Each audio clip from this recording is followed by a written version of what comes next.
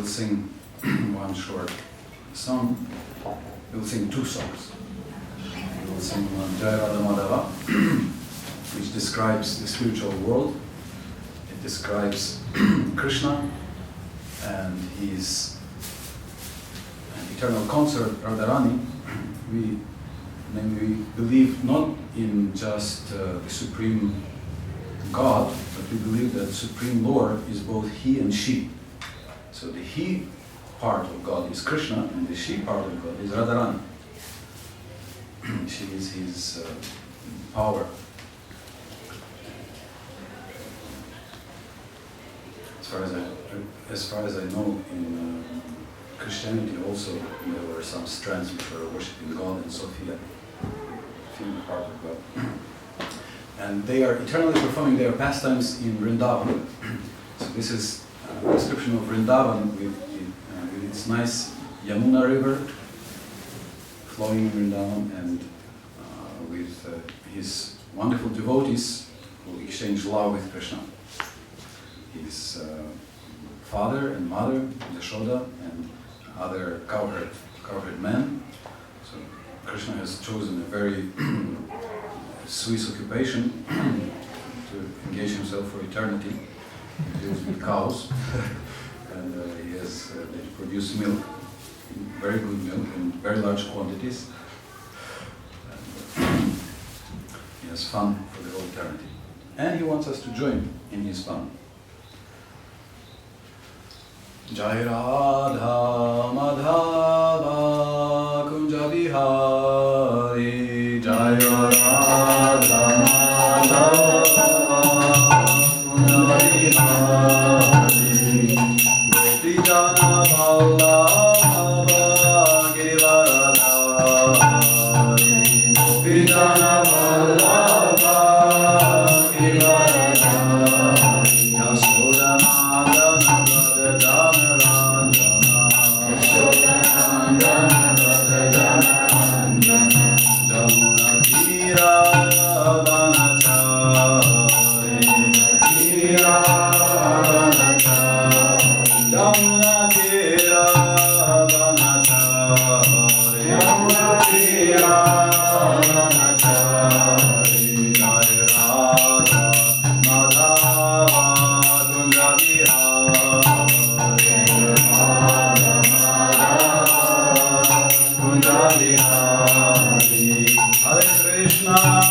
Hare Krishna,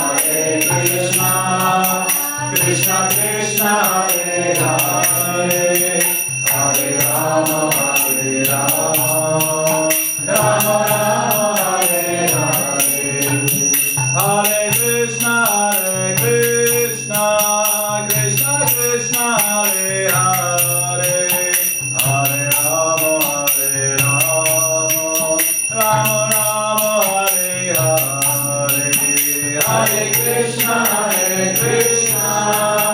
Krishna Krishna, Hare Hare, Hare Rama, Hare Rama, Rama Rama, Hare Hare. Jaya Gauranitai, Jaya Gauranitai, Jaya Gauranitai, Jaya Gauranitai, Jaya Gauranitai, Jaya Gauranitai.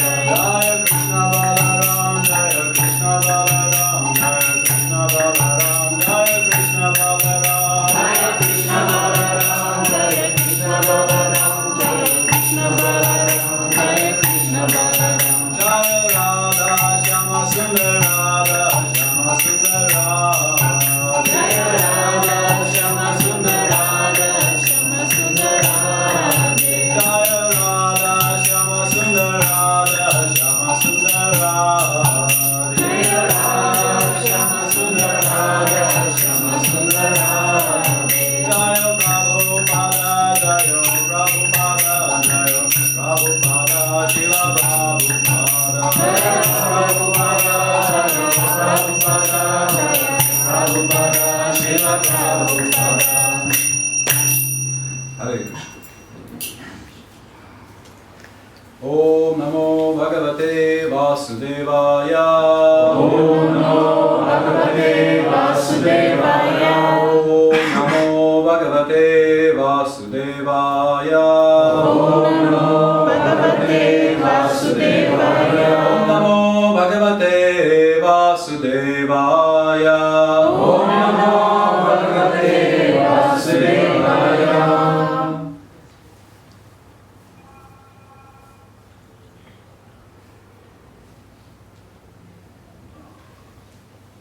Why bad things happen to good people?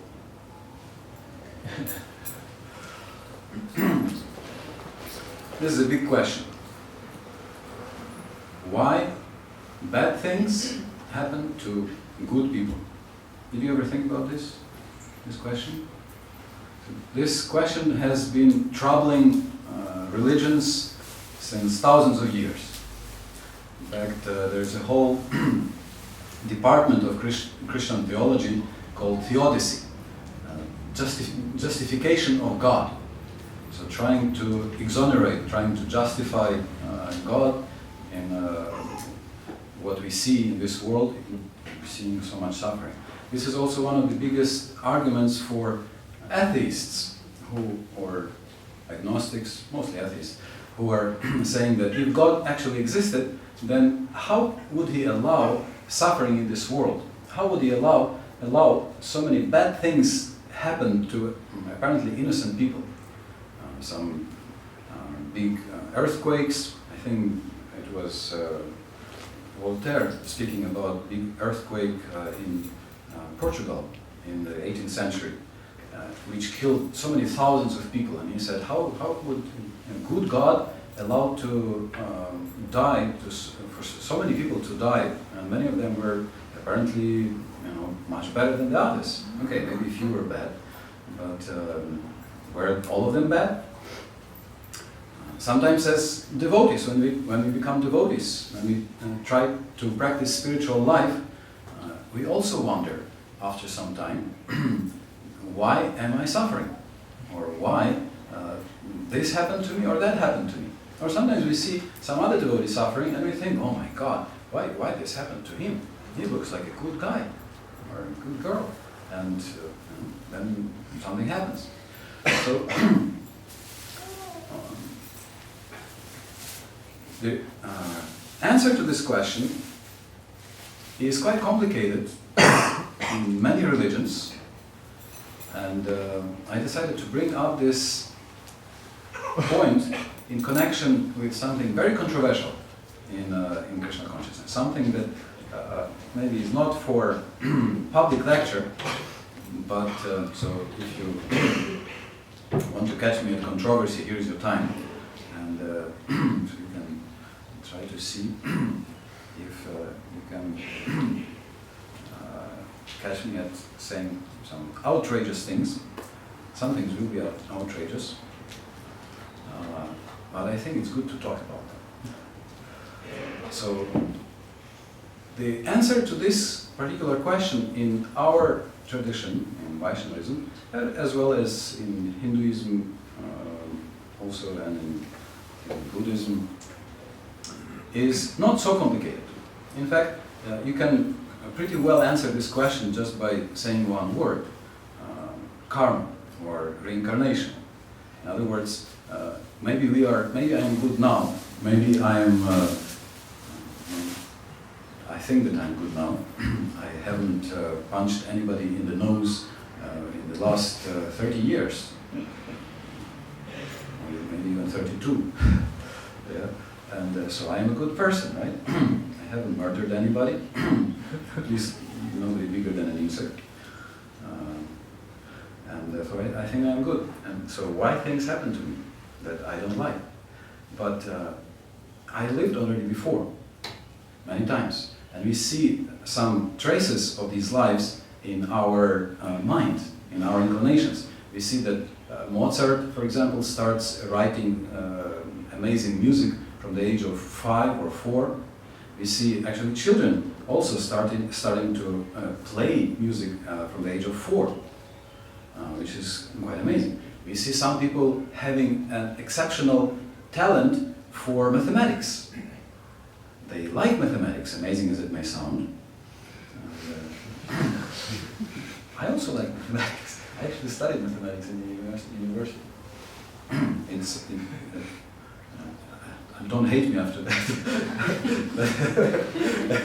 I thought it's a very neutral subject and a very philosophical subject. It actually helped me to accept Krishna consciousness a lot.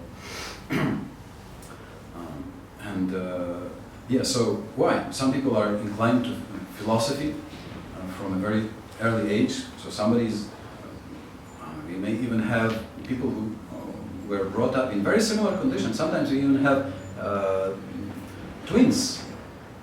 Some people who were born at the same time to the same parents in the same place. And still they may have pretty diverging interests and pretty diverging inclinations. So naturally we can conclude that there is something, we can see that in our mind there is something from before, from the previous lives. Some people we meet not for the first life, and we have some old debts to pay, and some of them have their old debts that they pay to us. There are some people we meet and immediately we feel like we know them. And there are some people who we meet and we also feel like we already know them. Yeah, so we do, oftentimes. We actually do. We may have been in a different relationship. Actually, Garuda Purana says something interesting. Garuda Purana, several places, it says that if somebody took money from you and then didn't pay the money back to you, then usually in the next life, so he's like your enemy, right? So in the next life, you will be given a chance to take birth as that person's son or daughter. And they will have to spend a lot of money to raise you up.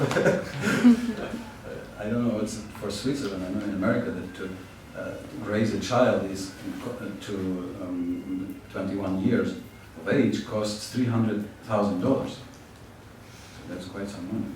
It's probably with interest from the previous life, some interest. When I first heard this, I immediately remembered several things that happened to me and my father. When I was 4, my father was building a garage near our house, and he was building this hole in the, which he used to fix the car. So he was building that hole, and I don't know, 4 or 5 years, I was handing him the bricks. And as I was handing him the bricks, I actually dropped one brick on his head. And it didn't hurt, it just had a little, bleeding from his head. But then I remember when I was something like 11 or 12, he was playing with me, And he kind of embraced me, and then I stood up very sharply, very suddenly, and with my head, again, I crashed his eyebrow. And again, they had to put 2 stitches on his eyebrow. Because, I mean, not intentionally. Please don't think that I dropped, that I was planning. Okay, there is a brick. If you drop it on his head, I was just small and I just couldn't hold it properly. And then when I heard that, oftentimes in the next life, in one family, people are brought together who might have been enemies in their past life, then I immediately remembered that. Anyway, so that's why it's good not to have debts. And when you do give money to somebody, be ready to donate this money. Like this, there's this joke that if somebody borrows 40 euros from you and then you never see them again, it was probably worth it. As long as because they're not a real friend. Yeah. Do you know, by the way, that in Ireland, in the original culture, it was possible to borrow money with the condition that you will pay back in the next life. It was completely normal. Unfortunately, it doesn't work in the Swiss banks.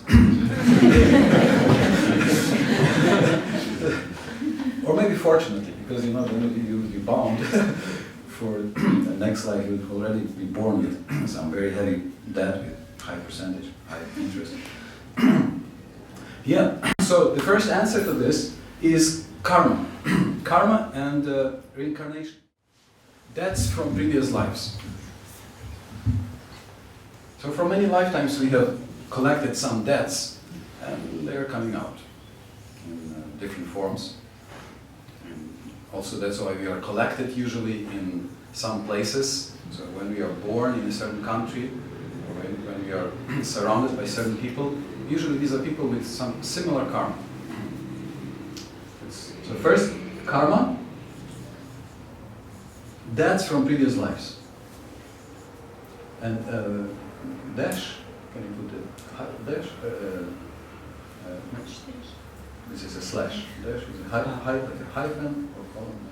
And debts from past lives. Debts from past lives. That should be D. It's B. Yeah. From past lives. So there you go. We have just solved one of the biggest problems of religion from thousands of years. The question of theodicy. Why God arranged for suffering for apparently good people. But we have another problem, another case. Why then spiritual people suffer? So we have a separate case. You can write 2 yogis. So yogis, so people who practice some spiritual practice, yogis get lessons for detachment. For detachment. Detachment.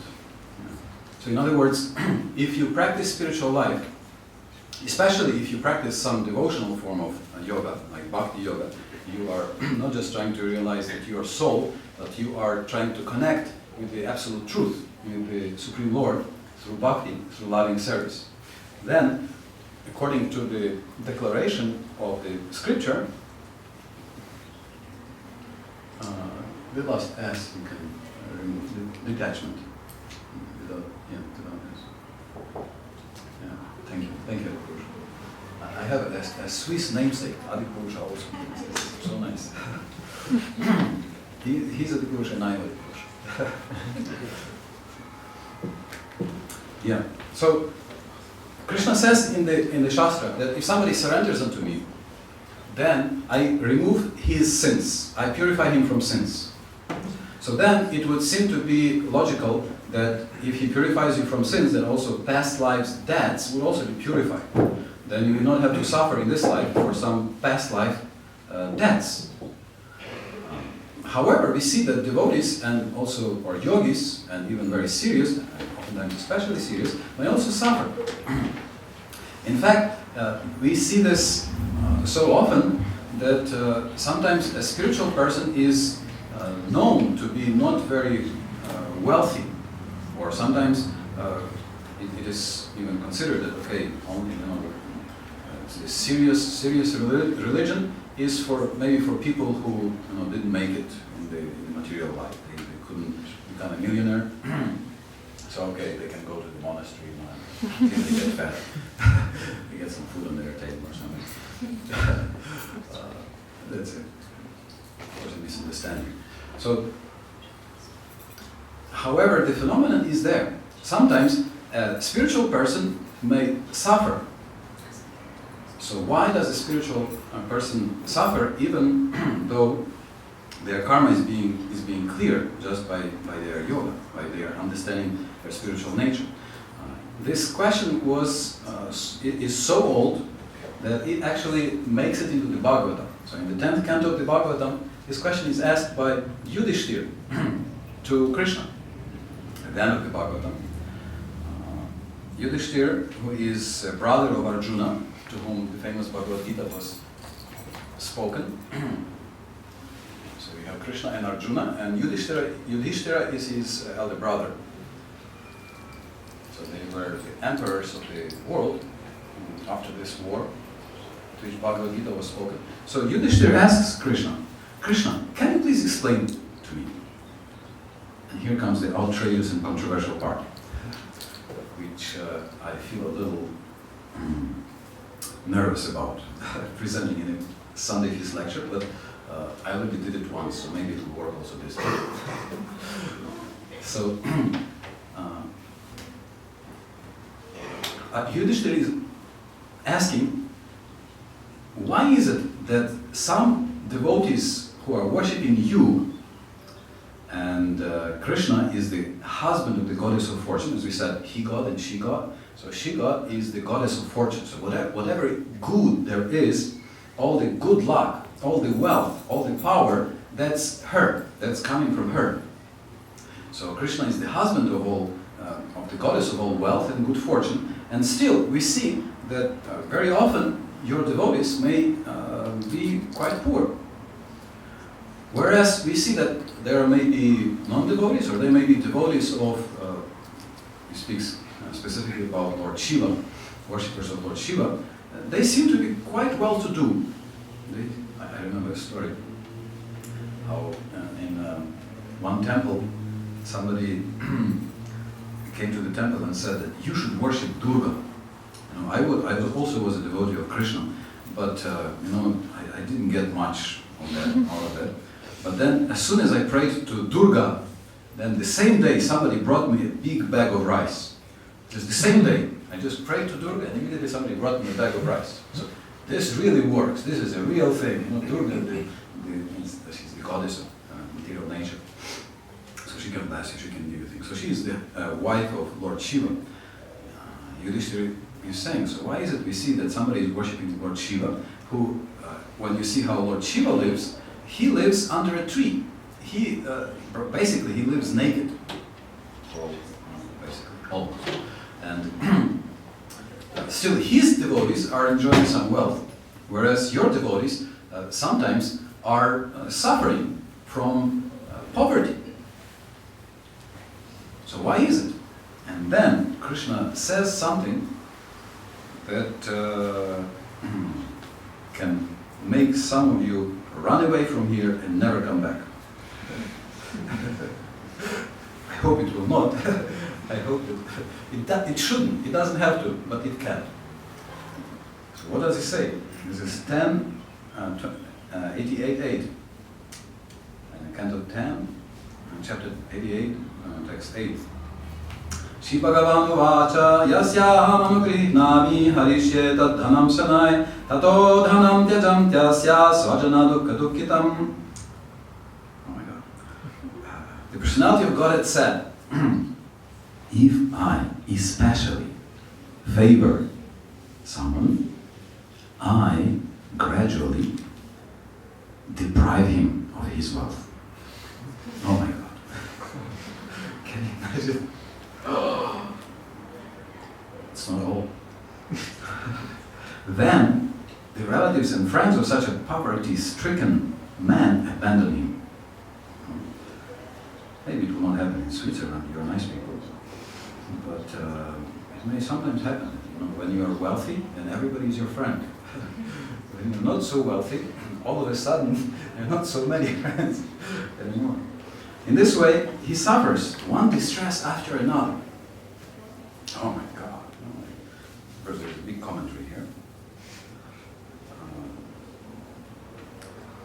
So then Krishna continues.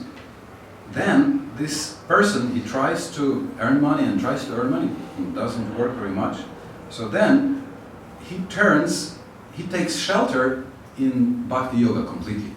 In other words, he, instead of just, trying with one foot, like when you try water, is it cold enough? Instead of trying yoga with one foot, very cautiously, he decides, anyway, I have nothing to lose. So he just really surrenders his heart to the Lord. And then he says, I bestow upon him my complete mercy. So he realizes the Absolute as the highest truth, the most subtle and perfect manifestation of Spirit, the transcendental existence without end. In this way, realizing that the Supreme Truth is the foundation of his own existence, he is freed from the cycle of material life. Because I am difficult to worship, people generally avoid me and instead worship other deities who are quickly satisfied. When people receive kingly opulences from these deities, they become arrogant, intoxicated with pride, and neglectful of their duties. They dare to offend even the deities who have bestowed benedictions upon them. And then he gives a story of Vrikasura. This is an amazing story of some person who was worshipping Lord Shiva, and he was following a tamasic mode of worship which is never authorized. Nobody is ever recommending this kind of worship. He just asked who can be quickly satisfied, and he was told that Shiva is very quickly satisfied, easy to please. So then he decided to cut off flesh from his body, to sacrifice it to Shiva, which is not recommended, never. We don't advise this type of worship.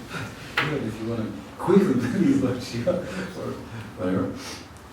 And so he was doing and offering this as a sacrifice. And then after 7 days, still Lord Shiva didn't appear before him. So then he took a bath, he washed his head, put some fragrant oil on his head, and he became ready to offer his head into the fire. So as he was, which is of course not a big loss, because definitely there didn't seem to be much in that head. But still, it's a very dramatic act. So therefore Lord Shiva immediately appeared and he caught him by the hands. And he said, "Stop, what are you doing? If you want a blessing, you just pray to me. Why do you do this bloody, terrible thing?" So then he brought this Vrikasura back to health, and Vrikasura said, "Okay, so please give me a blessing that whomever I touch, if I touch anybody's head, this head immediately will crack." Very sophisticated blessing. Shiva himself comes and he asks for something like that. So Lord Shiva said, "All right, tadastu, may you have it, no problem." What does Vrikasura do next? Vrikasura immediately goes to Shiva himself and tries to touch his head. He just gave him the blessing that he restored his body to health and gave him back his full wholesomeness, and immediately he tries to kill his benedictor, as here we read. Krishna says they become arrogant and pride. proud. You need a translation, Ingeborg Mataji? You need? No? I just looked if there is a translation. Yeah, here, Krishna Prema Rupa Prabhu is translating. For, I mean, if anybody needs, he's ready. Yeah. So then, you see, Lord Shiva was in a tough bind because he just gave this blessing, and now immediately this guy tries to test the same blessing on himself. So you know, if he doesn't support, if he doesn't allow his head to crack, then he turns out that he has lied. And if he does not lie, if he supports his blessing, then his head cracks, which is not a pleasant thing, I imagine. So then Lord Shiva tries to avoid this Rikasura. So Rikasura is pursuing Lord Shiva, and all the deities, all the other, because we are monotheistic. We accept that there is one supreme Lord, one supreme God, but we accept that there are he engages demigods, which are empowered living entities. They're living entities like you and me, but they are very powerful, very pious, and they are entrusted with some universal governmental responsibilities, like the sun god, or like you have ministers in a government who have to take care of different departments. So all these deities, they are looking, and they also don't know what to do, because on one hand that's his blessing, so they don't want to interfere. On the other hand, it looks really stupid, that his head has to crack. So then finally he goes to a planet which is a spiritual planet within this material world, or it's one special thing about our Krishna is that he expands himself into so many different forms, to be in so many different places. In fact, he's in every atom, which is not a big trick for God, so difficult for him, so hard work for him. So there is one Shvetadvip, which is like a spiritual embassy within this material world. So Lord Shiva goes there, and then Vishnu, the form of Krishna, he sees the condition of this situation. So then he approaches this demon Rikasura, this foolish demon, and then he says, "O son of Shakuni."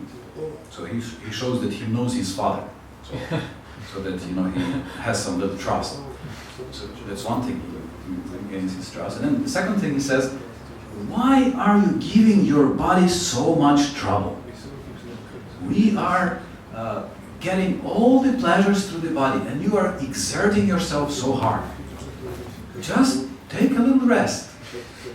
So that also usually is a thing that wins every demon's heart, because what's it? Demoniac nature? It's nature of separation from spirit. So rejecting spirit and totally identifying with the body, with persuasion. So he immediately liked it. So then he felt some trust to Vishnu, who appeared as a young brahmachari, as a young student, and to him. And then this Vishnu, in the form of a young student, said, "If you think that I can be trusted with your secret, maybe you can explain why are you exerting yourself so hard? Why are you running around with such endeavor?" It's also quite interesting that he's speaking in a very humble way. He says, "If you think we deserve to hear." So Rikasura likes this. So he said, "Yeah, you see, there's this Shiva, he gave me this blessing, and now I just want to crack his head and maybe get his wife for myself." So then Lord Vishnu, as this young student, said, "Who? This Shiva? He gave you this blessing and you believed him? Believed him? Come on! How can he give these blessings? He could not have actually given you such a blessing. It cannot work. He definitely must have cheated you. In your place, I would not believe you. Or even if I believed him, I would first test this. You can just check. You can put this on your own head, and then you will see what happens. You will see that it's an empty word. It doesn't work." So Rikasura, it definitely didn't seem to be a very good head. So Vikas, bewildered by these words, he decides, really, you think it's not true? Okay, let me try. And boom! His head cracks into pieces, and Lord Shiva is saved. So this is a little story that Krishna tells to Yudhishthira, showing how even though one may gain some opulence, wealth, ability, skill from some material source, even from some deity, or even by your own strength, it is not considered to be really helpful. In other words, did you hear this expression? In Ukrainian we have this proverb. It is better to lose with an intelligent person than to find with a fool. It's better to lose something, being together with an intelligent person, with a good person, than to find something together with a fool. So, also it is better to lose in spiritual life, so-called to lose, it appears to lose, than to find in so-called material happiness. Because what often happens, the person becomes proud, and pride comes before fall, and the person usually hurts himself and hurts others because of pride. And wealth comes, I don't know if you know some people who have, there is this expression, French expression, nouveau riche. Yeah? And it's usually a derogatory expression. Yeah? Person who is newly rich.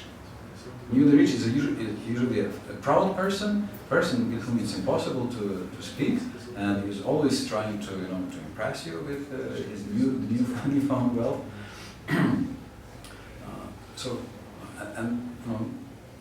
He doesn't have sincere friends.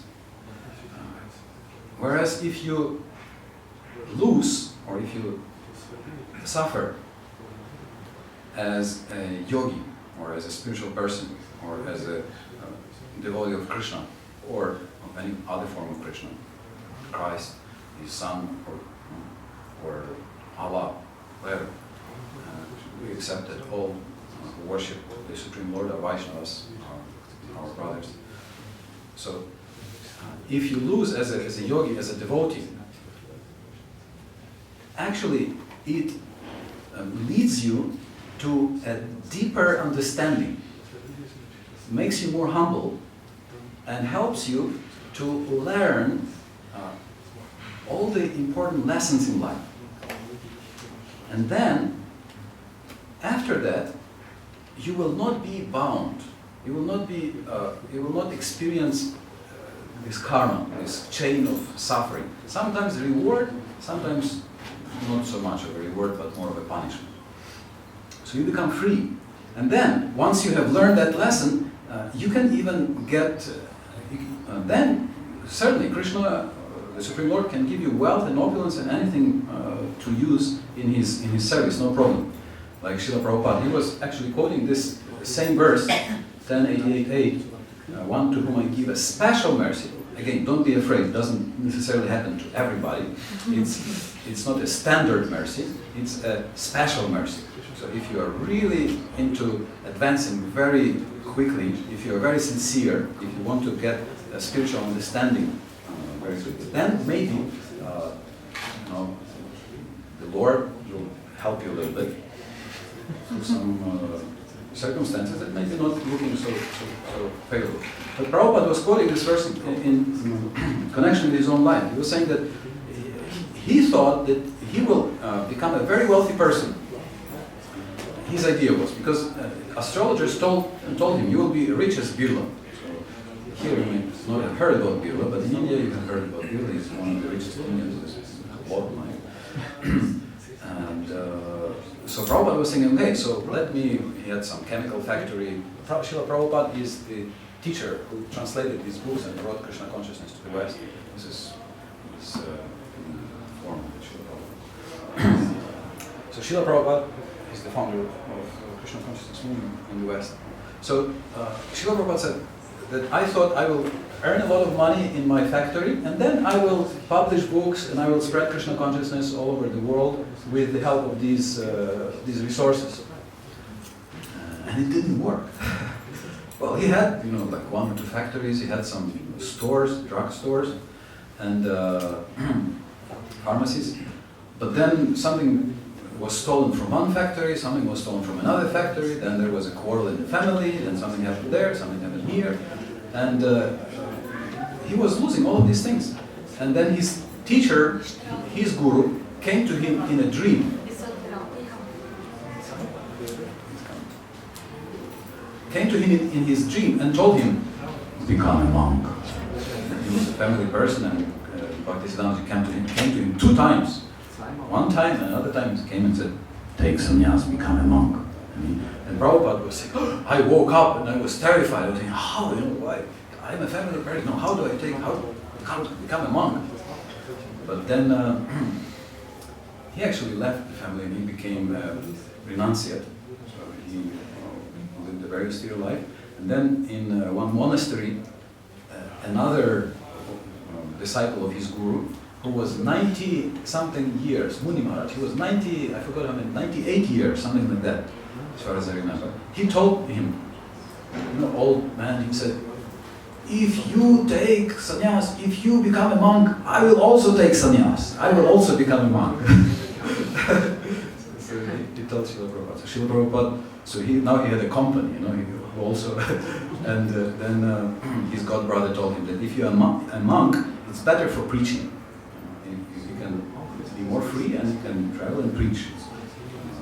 People will be ready to accept you more readily if you're a monk.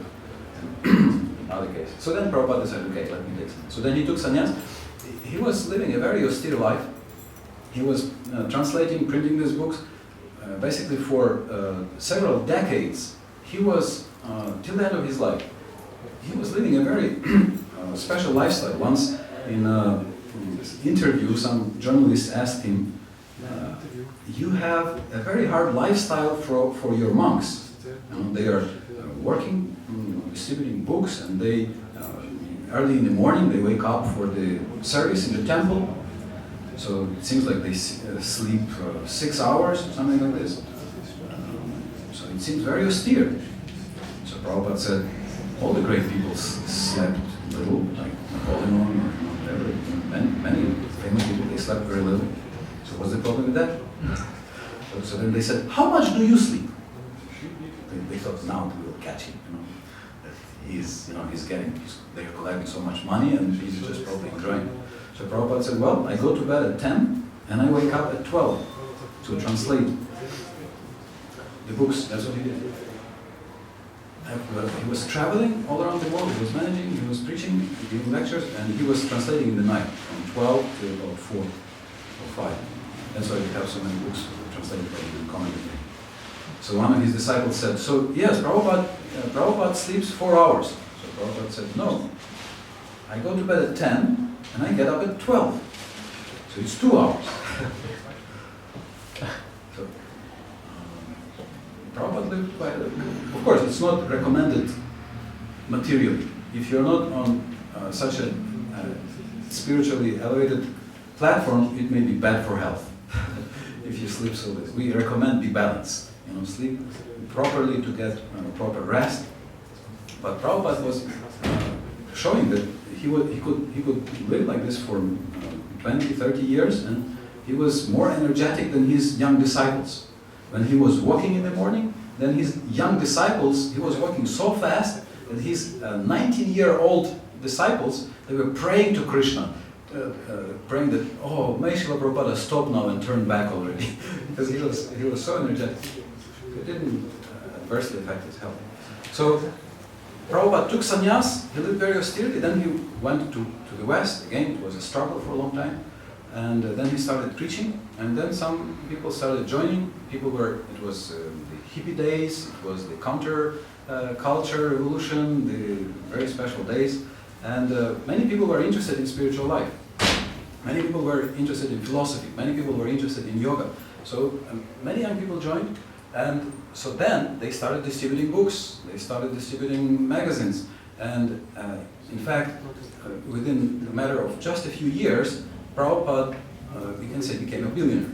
At least his movement became a billionaire, because these were very big money coming into the movement from the books. So so Prabhupada was saying that I was afraid to leave a few family members, just a few family members and just a few sons, but now Krishna has given me thousands of you who are like my family members. He said like this. And I lost everything, but now I see that Krishna had his plan. He wanted me to come to America without a penny. He had something like how many? $8, something like $8 when he came to America, and his books, nothing else.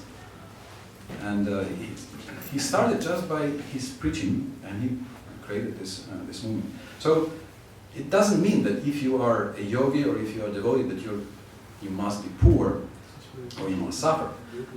If you become detached, if you learn the lessons, if you become wholehearted, if you actually take shelter in spirit, if you take shelter in the Lord, then Krishna will usually bestow many opulences upon you. Because you will be able to use them without pride and without destroying yourself. Oftentimes, there was a study about people who win lottery, and it's quite strange that very, very high percentage of these people who won huge amount of money in lottery, they end up very badly. Just 2 years ago, there was one guy in Great Britain who won some millions of pounds, and they found him just last year under a floor of his house, killed by some friends or relatives. And another guy, there's a very high suicide rate among these people, and they lose their family relationships become spoiled, because now everybody sees them just as a money bag. Before he was a friend, now he's just a money bag. So it spoils their relationship. So materially, if you get some blessing, it may have some repercussions, some undesirable consequences. Pride, and from pride, through pride and attachment, greed, a person who was a good person may turn into a not so good person and suffer, give suffering to others, and as a result suffer himself. But if you are getting opulence as a result of your detachment in the course of your service to God, then being without pride and without attachment, you will not be bound by whatever enjoyment is given unto you, because it's coming as a personal blessing to you from Krishna, and therefore he will look that his blessing doesn't harm you. So whenever he gives a blessing, he looks that it doesn't give you any negative result. So he will take care that it doesn't entangle you. There is no adverse reactions from that. That's why even for material wealth, it's recommended to go to the Supreme Lord, not to any demigods, or even if your goal is to become just wealthy or get some material things. Still, it's better to get them from him directly, because then he will look that you don't suffer as a result. Maybe it may take a little longer, or you may have to purify your heart a little bit, but then he will take care of you. So this is the recommended thing. And it's, to conclude, there is one small interesting detail. Lakshmi, so the she-god, the power of the Lord, appeared in this world, her appearance in this world is described in the 8th canto of Srimad Bhagavatam. And she appears in the 8th canto, 8th chapter, 8th verse, in the 8 syllables of the 8th verse. And 8 is a number which often symbolizes Lakshmi, because there are 8 forms. Lakshmi can be manifest as money, Lakshmi can be manifest as knowledge, Lakshmi can be manifest as detachment or freedom. So there are different forms of opulence, there are different opulences. And here, so that's appearance of Lakshmi in the material world. And here, again, Krishna describes how he takes away material things in the 88th chapter, 8th verse. So again, 888, 3 8s we have. So it seems to indicate the appearance of spiritual opulence, spiritual luxury,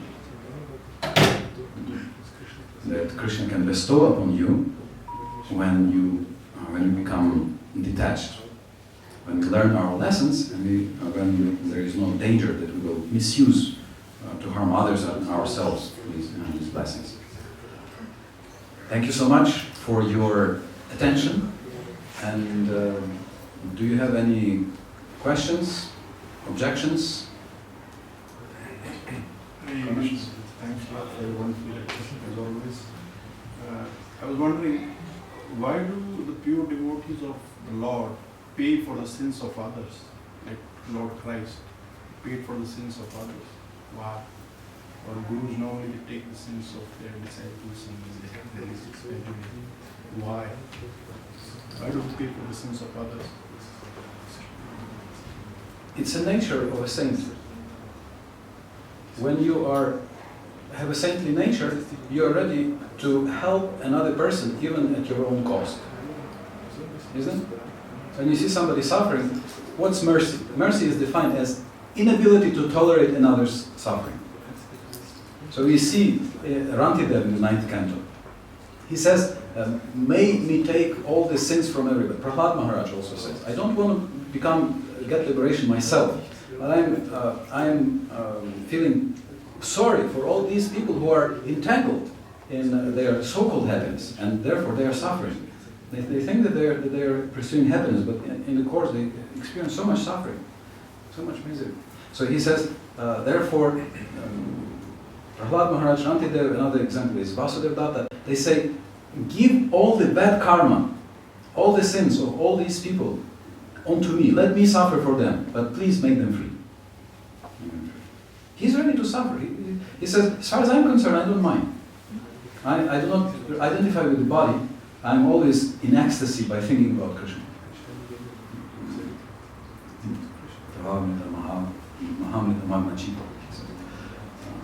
But please help them. And of course, Krishna doesn't make them suffer unnecessarily. Like when Vasudeva Datta said this, please liberate not only all humans, but also all the living entities, including animals and birds and plants. So whatever living entities are there, give all of their karma to me. Let me suffer life after life, but make them free. So Chaitanya Mahaprabhu said, "Oh Vasudeva Datta, you are so merciful. You don't have to suffer. Just by your desire, I can liberate this whole universe. Because you desired so." And it's described that actually that batch, whoever was present at that time, they got liberated. We are the other batch. We just filled in the middle places from another batch. So a devotee doesn't suffer. A guru may suffer, taking the sins of his disciples, he may get a symbolic suffering, some token of suffering, just as a sign that he should remember his duty, that he shouldn't take it lightly. Oh, I can take so many disciples and then leave them alone without giving them proper instruction. So then if they don't act properly, then the guru will suffer. And this is to remind him that he has accepted responsibility for them. So he has to guide them, he has to help them to rise.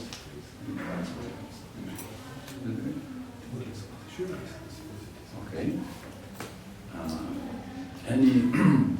Any other points or comments or doubts, fears, or on the contrary, expressions of ecstasy? Light, that lose everything, unnecessary.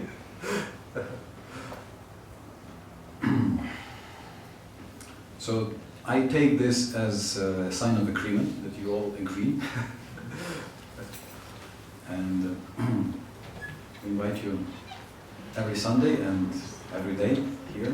Also invite you to study the books, these books, beautiful books, and chant with us in ecstasy the names of Krishna. Hare Krishna, Krishna Krishna, Hare Hare, Hare Rama, Rama Rama, Hare Hare. Prabhupada ki